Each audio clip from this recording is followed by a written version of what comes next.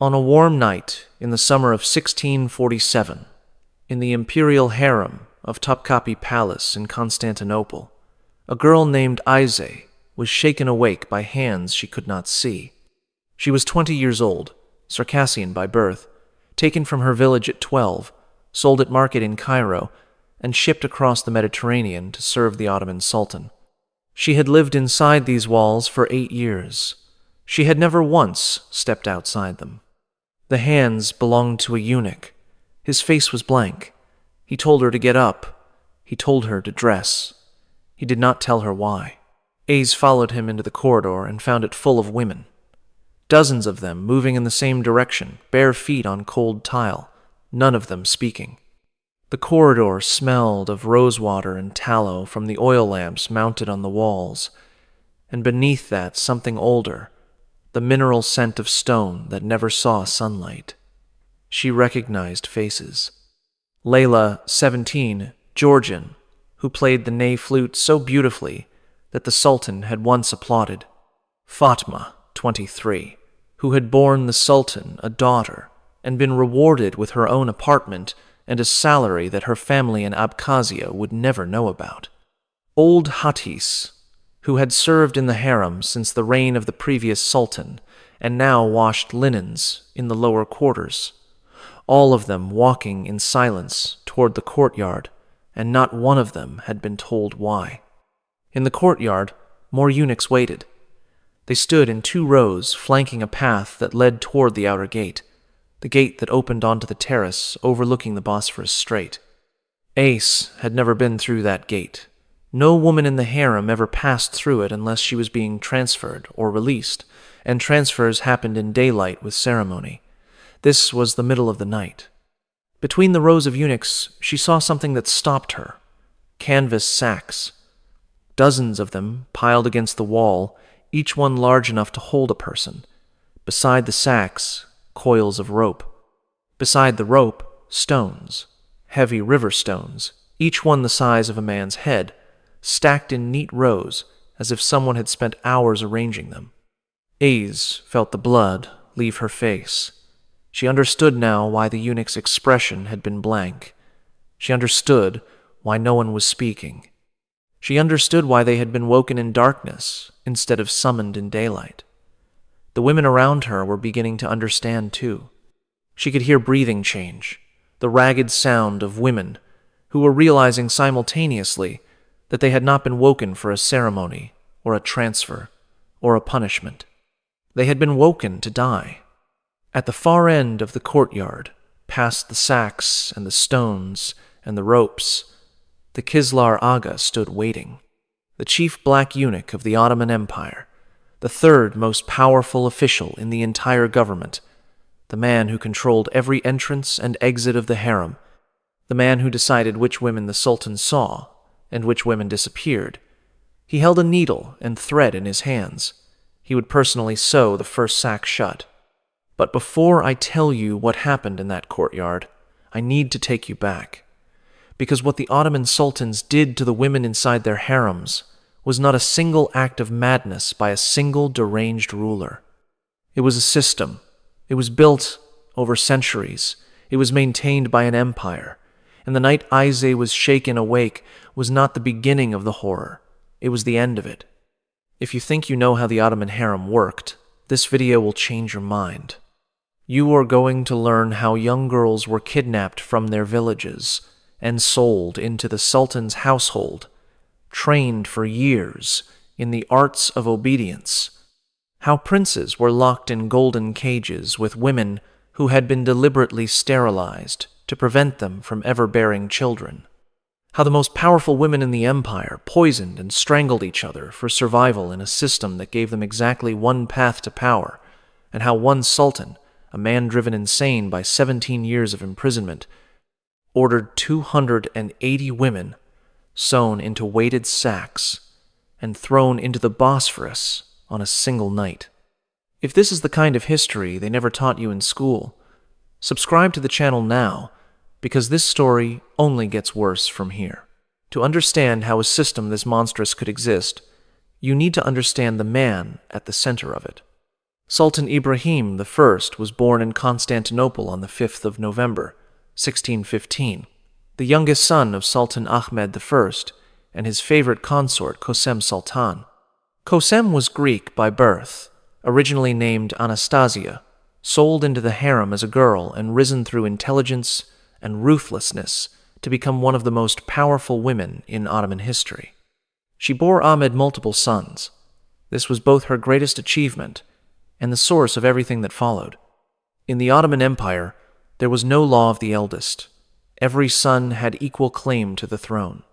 When a sultan died, his sons fought for power, and the winner strangled the losers with a silk bowstring, since spilling royal blood was forbidden.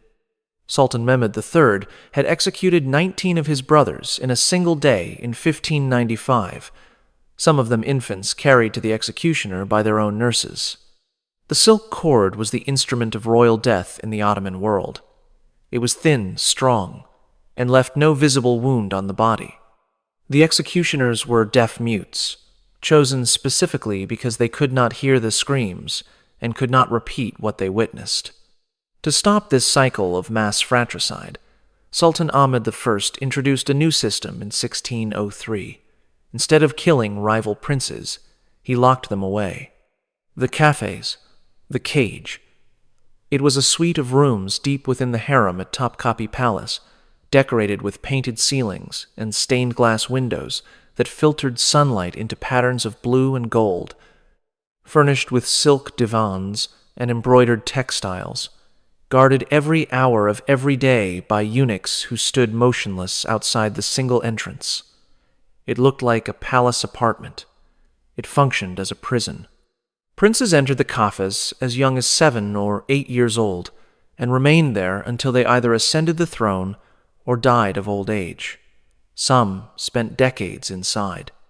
When Sultan Suleiman II was finally released from the kafes in 1687 after 36 years of confinement, his first words were a question: "If my death has been commanded, say so." Since my childhood, I have suffered 40 years of imprisonment. He did not believe freedom was real. He assumed it was a trick. The princes in the cage were given tutors, servants, and food from the imperial kitchens. They were also given concubines, but only women who had been confirmed barren, because a prince in the cage was never permitted to father children. A rival heir with a son could threaten the dynasty. The concubines in the cafes served a dual purpose. They provided companionship for men who had no other human contact, and they kept the princes occupied so they would not plot rebellion. These women never left. If one somehow became pregnant, despite being chosen for infertility, she was immediately drowned in the Bosphorus by the eunuchs. No trial, no investigation. The eunuchs enforced this rule without exception. Ibrahim entered the cafes at age 8, when his older brother Murad IV took the throne in 1623. Murad was brilliant, violent, and alcoholic. He banned coffee and alcohol throughout the empire, and personally executed anyone caught drinking despite being a raging alcoholic himself. He once cut off the head of a musician who played a Persian melody he disliked. He forced harem women to jump into a pool and then fired pellets at their bodies. He had a group of singing women drowned in the Bosphorus because their voices disturbed his peace. Drowning was already the standard punishment for women who angered the Sultan. Ibrahim did not invent it, he inherited it, and one by one, over the years, Murad strangled his brothers. He killed them in birth order, youngest to oldest, using the silk cord that Ottoman custom prescribed, and each time Ibrahim heard the footsteps of executioners passing his door, he did not know whether they were coming for the brother next in line or for him. By the time Murad was finished, Ibrahim was the only male of the Ottoman dynasty left alive. He was spared not out of mercy, but out of necessity. If Ibrahim died, the 600-year-old dynasty ended. Murad needed a spare, but Ibrahim did not know he was safe. He had no way of knowing. Every morning he woke inside those beautiful painted rooms, wondering if the door would open to reveal a eunuch with a cord. Every night he fell asleep, knowing that his brother could change his mind at any moment. He fed fish in the palace pool with gold coins instead of food. He talked to walls. He screamed at shadows. Ibrahim spent 17 years in the cafes. 17 years behind walls he could not leave, surrounded by guards who watched his every movement, attended by sterilized women and castrated men, knowing that the only thing keeping him alive was the possibility that he might someday be useful. Modern psychologists studying the effects of prolonged solitary confinement have documented that isolation lasting more than 15 days can produce hallucinations, chronic anxiety, and permanent changes to brain structure. Ibrahim endured not 15 days, but 17 years. His contemporaries had a simpler term for the result. They called him mad. When Murad died of cirrhosis at age 27 in 1640, the Grand Vizier came to Ibrahim's door to tell him he was now Sultan of the Ottoman Empire. Ibrahim refused to believe it. He thought it was a trick, the final cruel game before the silk cord tightened around his throat. He barricaded himself inside the cafes, pushing furniture against the door, and would not come out. His mother Kosum came to the door and spoke to him through the wood, begging him to open it. He refused. Guards came. He refused. Ministers came. He refused.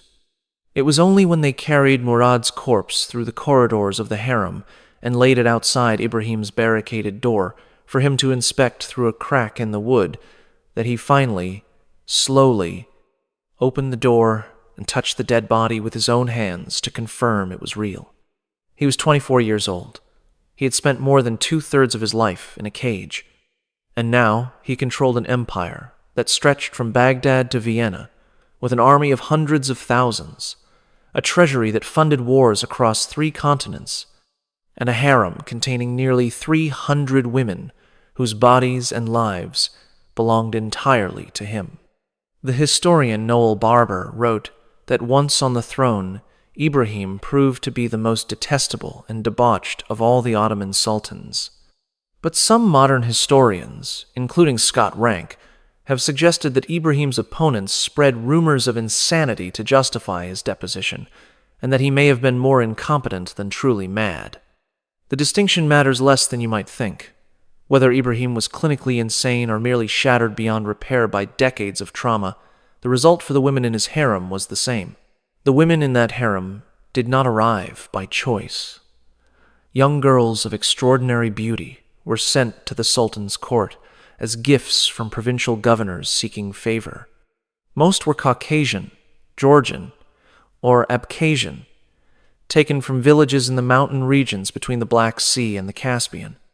They were bought at slave markets after being kidnapped from their families by armed raiders or sold by parents too poor to feed them during famines. The slave caravans moved through the Caucasus and across the Black Sea to Constantinople, and the journey killed many of the girls before they arrived. Those who survived were inspected on arrival at the palace by the Valide Sultan herself or by senior harem women acting on her behalf. Girls who arrived at Topkapi were sorted into a hierarchy that would define the rest of their lives. Those considered plain became Kariyes, the lowest rank, servant girls who cleaned, cooked, and laundered for the women above them.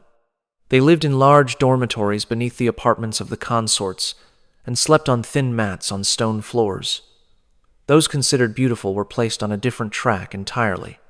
They became potential concubines, and their training began immediately. They learned Turkish if they did not already speak it. They memorized passages of the Quran. They were taught to belly dance, to recite classical Persian poetry from memory, to play the oud and the ney and the kanun. They studied court etiquette under the supervision of the Kaya Kadin, the head stewardess who enforced discipline with beatings for any infraction. They were taught what the Ottoman sources called the arts of companionship, a set of skills designed to please the Sultan in his private chambers. The training took years. A girl might enter the harem at 12 and not be presented to the Sultan until she was 18 or 20,